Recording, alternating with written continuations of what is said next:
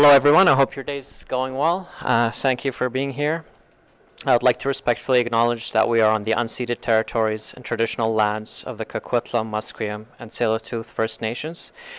I'd also like to start by thanking all the speakers. Very informative, wonderful, great information. We're all residents and locals of the communities. I've actually lived in Coquitlam, Port Moody, Port Coquitlam, Port Moody, and Coquitlam. So I'm familiar with the area. Yeah, so my name is Theo Mahdi. My primary role is infrastructure planning. I also deal with the drainage models, the sanitary model, and the water model. So I do all the hydraulic modeling for the city. I work on asset management. I manage a lot of other projects. Thank you. So here today I'll briefly be speaking about Maple Creek Drainage Pump Station. It's a project we're currently working on. This is the location of Maple Creek. It's shared between the City of Coquitlam and the City of Port Coquitlam. The pump station is located at 3000 Riverbend Drive, just north of the Coquitlam River. So that's the location right there. You can actually walk it. There's a trail there, very beautiful. Next slide, please. Briefly, kind of the project goals really are, we want to improve safety. So we want to improve flood protection for low-lying properties that have flooded recently and historically. We also want to replace and upgrade the aging infrastructure, the pump station, all the related infrastructure as well. There's a lack of capacity. During high flows, we struggle, and we flood at times. And obviously, we want to support the local ecosystem and habitat as well. So we want to support salmon. We want to improve juvenile salmonoid movement and survival during out-migration. We want to improve access for returning spawners, and we want to improve access and to from the rearing habitat. Next slide, please. So really the description of the project will be replacing the existing submersible pumps with permanent fish-friendly pumps. The current pumps are not fish-friendly, and we've had complaints about that. So there will be a permanent fish-friendly pump station. We will be upgrading the existing flood box, the flap gate, the trash rack, and all of this is done to improve fish passage. Other upgrades to the station will include seismic and structural. It's really old, so it was built many decades ago. So as well as upgrades to the civil, mechanical, and electrical systems. There's three pictures there. One is of the existing submersible pumps, the pump cages, and the discharge pipes. The second one there in the middle is the existing steel side mounted gate. And the third pic is the trash rack upstream of the flood box. Next slide, please. It's quite costly. 14 million is the current estimate. It was less, but obviously because of COVID and supply chain issues, the project cost currently is 14 million. We've applied to the Disaster Mitigation Adaptation Fund. It's a program that helps municipalities, communities get funding for projects such as this one. So hopefully we did apply. Hopefully we'll be hearing back in the next few months, and hopefully it's good news. So we need federal funding to move the project forward. We've completed the preliminary design. Currently, detailed design, will be in 2024. And obviously, as the project moves forward and we get the funding, the environmental permitting will follow, as well as the construction. Next slide, please. We're going to be showing a video that was done by Watershed Watch Salmon Society. It's Lena Aziz and her colleagues. So I'd like to thank them for the opportunity to make this video. I'd also like to thank Mayor Brad West from the City of Port Coquitlam, Scott Wemsley, our environmental coordinator, as well as Coquitlam First Nation for contributing to the making of this video. So thank you, and here it is.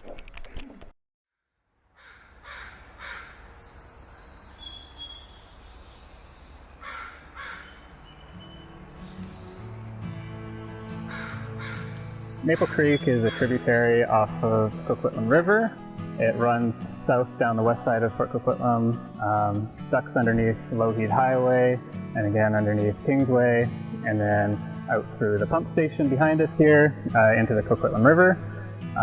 It runs through residential areas as well as businesses, winding its way through little pockets of riparian sanctuary along the way. We want Maple Creek to thrive and to be something that generations of Port Coquitlam residents can continue to enjoy. Top of the list is making sure that all the infrastructure in place is fish friendly so that we can support the fish species in Maple Creek.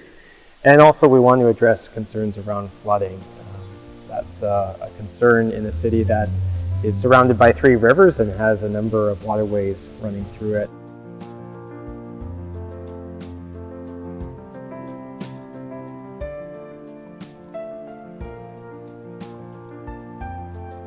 Part of the recommendations was to upgrade the Maple Creek pump station. It was constructed in 1990, so it's over 30 years old. It has a bunch of electrical issues, code issues, as well as access issues. And the current pump capacity is below 1.1, which is what the requirement is for at least the base flow. The 100-year flow is about 3 cubic meters per second. So with the new pump station and the new pumps, we'll be able to accommodate that. We currently have seen historical flooding near Bedford and Kingsway and other low-lying areas in the Maple Creek watershed. So with the new pump station, we're going to be using 2 Archimedes screw pumps. It's a positive displacement pump. The engineering department chose those due to the simplicity of its maintenance, also the cost. We can operate the pumps at very low speeds, so it won't harm the fish or stun them. The pumps will be fish passable, and we'll also be upgrading the flood box and the gates.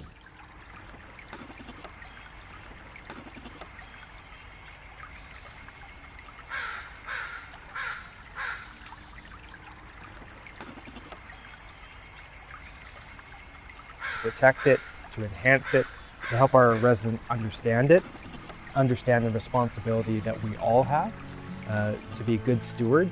And I think that's probably one of the most important things that we can do, not only as a city, but as a community. Because it's not just the city, it's hydro, it's a lot of people who have play in this.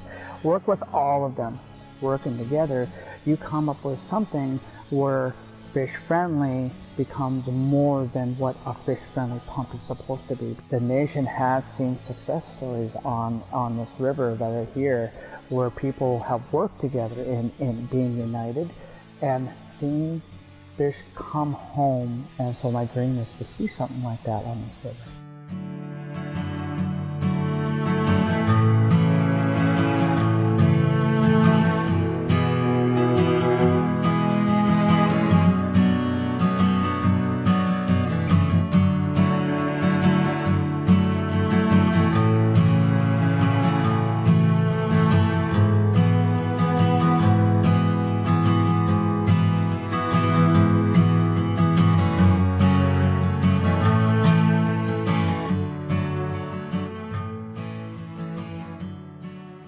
Thank you, everyone. I appreciate your time very much. Thank you for listening. Obviously, giving our time and attention is one of the most precious things we can do, so thank you. I appreciate it. Thanks so much, Theo.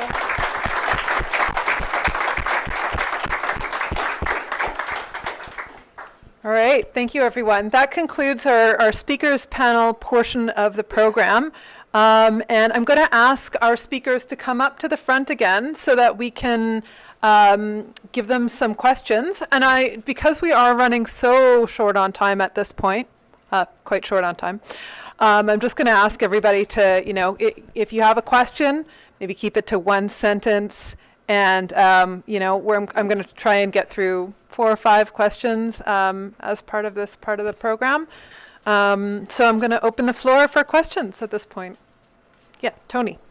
Instead planting trees on a high rise, which 10 years later on damage the membrane and cost millions of dollars to replace, you guys should look into it in those metal roof to start installing solar system. It's a big area because I live now in a high rise. It's lots of wasted space doesn't serve for any purpose. But solar system should be a good idea to start doing that. You were commenting that instead of planting trees on roofs, which can be impactful to membranes, that the roof surfaces could be used for solar panels. Did I accurately capture that? Yeah, that's a really good point. There are a lot of challenges around creating green roofs. And I would urge you, I'm sure Laura would as well, to comment in the how we build portion of the climate action plan. You guys are putting permits. You ask developer to change that idea and change it to a better system than they're doing right now. Yeah, great idea. Thank you very much. Quick question to, I guess it's BC Hydro. How do you figure out how much flow to release? Is it done by fish species and the timing, the rain? So everyone knows I don't represent them. I'm not here to speak for them, but I can answer that question. So back in around the late 90s, early 2000s, they engaged in a consultative process with all the regional stakeholders that use the Coquitlam River, as well as Metro Van and DFO, etc. And there was a committee together through all these for all these organizations and community groups, and they, using science and incorporating other things like, you know, human recreation, all that kind of stuff, they eventually decided upon how much water was going to be released, what the increase was going to be, but its primary purpose was for salmon. So that's why it kind of varies from month to month and season to season. They tried to get it to target specific species, when they were spawning or when they were rearing, how much water they might need. So that process happened about 20 years ago and then was implemented in 2009. And actually it's kind of at the very end of the line of that process. So right now, BC Hydro, along with all the other partners that work on this project, are deciding how that worked, how effective it was, and whether or not it should continue into the future or perhaps be tweaked a bit. Yeah, and that's going to happen over the next few years. But I can say with a lot of confidence that they're not going to go back to it the way it was before, that's for sure, because they're definitely going to keep more water in the river. Thanks to all the presenters for really interesting and important presentations. It's much appreciated. My question, I think, is for Andrew. And can you tell us what kind of fines we could expect to see for industrial spills along the river? And also, are those fines increased with repeat offenses? So the question is, what are the fines for industrial waste discharge into watercourses, and if there are increasing fine levels? So under the city bylaw, the Stream and Drainage System Protection Bylaw, there are discharge requirements which follows the Fisheries Act. No deleterious substance to be released in watercourses. So if we find violations with that bylaw, the city fine is $500. We do not have an increasing range of fines, but we can ticket daily or for every instance of non-compliance that we find. And of course, there are fines at other levels of government as well. Amazing, good presentations. My question is about groundwater. I never heard it mentioned by anyone today, and it's really, really important to support urban forests, water quality, climate change, fish in the stream, like every single thing that you talked about has a relationship to groundwater. It is being pumped out by development so they can build 7 and 10-story underground parkades. We're cutting down trees all along, notice the ones all along Pipeline Road. That pipeline could have been put under the pavement rather than removing the trees. Where the trees are is where groundwater goes into the groundwater. And there's a concern that as we densify and pave and increase the total impervious area in our watersheds, that we're actually making the drought even worse for our long-lived trees in our urban forests. We're making it worse for climate change. We're making it worse for water quality. Where is there any of the 3 people that represent the city, or 4 that represent municipalities, that have control over how the land use is used. What are you going to be doing in the future to make sure that groundwater has an opportunity to infiltrate on site to be able to support all of the things that you talked about that are so important? I don't work directly with that concern, but I do hear it, and I know it's common across several municipalities. It might be better directed towards a different department, but I do know that there are stormwater management requirements for development. I'm not able to speak to the specifics of it. I'm not sure if you guys have any additional information, but I might pass that on. I could just share from what we anticipate or hope to see come through our engagement in the climate action plan is exactly comments like that. So if you have a chance to fill out the survey and put that comment in, that would be great. But yeah, it's definitely something that we want to consider and are considering through our environmental sustainability plan and our climate adaptation strategic plan, because as you pointed out, it does affect our ability to adapt and be prepared for climate impacts. So while that's not going to be specifically probably the focus of the climate action plan, it is a lens that we want to apply to some of the actions to make sure that we're not in turn reducing the pervious surfaces that are happening through growth in our community. So it's definitely something that we're considering through there. Yeah, I don't have much more to add. I have a very operational role at the city, and it's not something that we're considering on a day-to-day basis. I can understand intrinsically, like from what you're saying, that groundwater plays a huge role in all of the aspects that we work in. However, it's not something that I am considering on a day-to-day basis in my role. I think it's more utilities.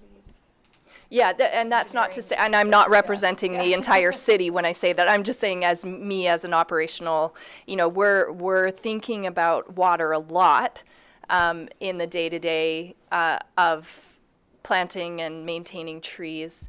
But the issue of groundwater is a much larger issue, and I think it's our utilities section at the city that's mainly considering groundwater management. And I'm sorry, I'm just not knowledgeable enough to be able to speak about it well. Yeah, I can just add one thing. I don't obviously manage groundwater in the Coquitlam watershed, but about 10 years ago, Hydro gave me and my company a bit of money to do. We did some transects at various areas through the river, and we were specifically looking at areas of upwelling groundwater and did they correlate with areas of really active productive spawning. And it was a very small study. We only got to go to a few places, but from that initial bit of work we did, it definitely was indicating the importance of groundwater. We were finding denser populations of spawners in those areas where we have upwelling, as well as also correlating with where the steelhead spawn. And they're very careful about where they spawn, so it seemed to be they were also selecting these areas where you would see upwelling of groundwater. And that's a fairly common knowledge among spawners and where they like to choose. So yeah, just to reiterate, that's an extremely valuable and important thing in the continuation of salmon, especially when the river surface water gets very warm. These upwellings really have a cooling effect, so that's why salmon like to use them. I will have one more comment on that going. I do appreciate your station you have in the river. That's okay, I think that we measure in turbidity.